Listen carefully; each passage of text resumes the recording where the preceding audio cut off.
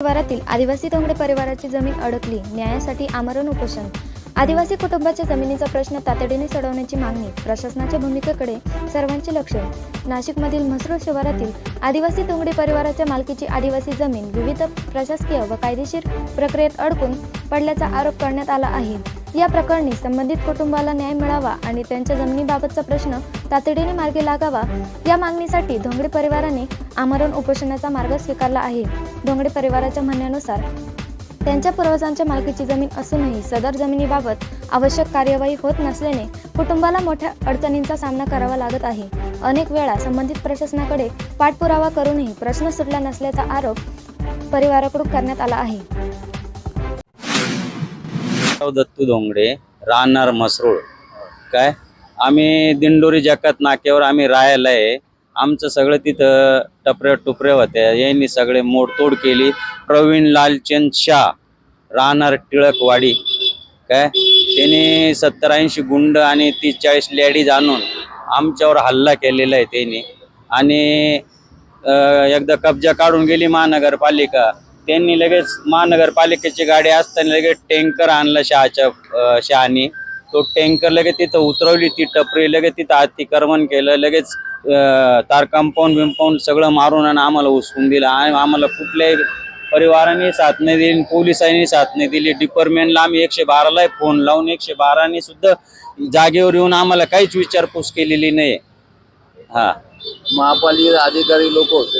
हा, ते बोलले आम्ही तुम्हाला नोटीस देईल होते तुम्ही खाली करायचे आदेश आलेले आहे आम्हाला. एवढा धिंगाणा त्यांनी केला आमच्या भोवती. चालू आहे ना. महापालिका कोण होते अधिकारी? राहुल जाधव. हा, त्यांनी कब्जा मारलेला आहे ना. गुंडांनी म्हणजे शहाने कब्जा मारून घेतला. यांना खाली करायला लावलं महानगरपालिकेला पैसा देऊन घेऊन, डिपार्टमेंटला पैसा देऊन घेऊन सगळी दाबादाब करून आम्हाला तिथून हुसकून दिलेले. आम्ही कमीत आमच्या ताब्यामध्ये 48 सालापासून जमीन आहे. ती आमच्या आज्याने 48 सालापासून जमीन खरेदी केलेली आहे. सध्या ताबा आमचाच होता, पण 20 तारखेपासून सगळा ताबा खाली केलेला आहे त्याने आमच्यावाला. मी गायत्री धोंगडे, आम्ही राहणार म्हसरूळ आदिवासी. आमच्यावर खूप अन्याय झालेला आहे. प्रवीण शाह यांनी आमच्या जागेवर 50-60 गुंड पाठवून आमच्यावर मारहाण करून त्यांनी लेडीज पण पाठवल्या होत्या. आणि डिपार्टमेंट पण आमची केस घेत नाही. महानगरपालिकेच्या गाड्या येऊन आमचं सगळं शेड मोडून तोडफोड करून निघून गेले. डिपार्टमेंटच्या गाड्या येत आहे, पाहून निघून जात आहे. आमची केस पण घेत नाहीये. तर आम्हाला न्याय पाहिजे. आम्ही आज उपोषणाला बसलेलो आहोत. म्हसरूळ रहिवासी आहे. आणि भिकाजी मोगल हे पूर्वी तलाठी होते. तलाठीने काय केलं, तेव्हा लॅपटॉप कागदपत्र म्हणजे लॅपटॉप वगैरे मोबाईल त्यावेळेस नव्हते. त्याने हाताने सह्या वगैरे करून नाव नोंदणी करून तिचे नाव जमीन करून घेतली. जमीन करून तिने केल्यानंतर ही शाळा ऐकल्या गेली आणि केस कोर्टात चालू असताना तहसीलदार कलेक्टर साहेब यांनी खरेदी द्यावा कसं त्यांना. माझी एवढी विनंती आम्हाला कब्जा भेटला पाहिजे. सगळं यारेफेरी कोर्टातून होतो. तहसीलदार कलेक्टर आणि जेवढे अधिकारी आहे वरती मंत्री संत्री यांनी सगळ्यात मोठे असले बिल्डर लोक पैसेवाले असल्यामुळं गरीबला अन्याय केला. गरीबावर यांची एवढी विनंती सगळे मंत्री संत्रीने आमची बाजू मांडायला पाहिजे. आणि पोलीस स्टेशन एक असं आहे, म्हसरूळ पोलीस चौकी दिबीवाले आहे, क्राईमवाले आहे. कोणत्याही गोष्टी प्रत्येक आदिवासी समाजाला त्रास देत आहे.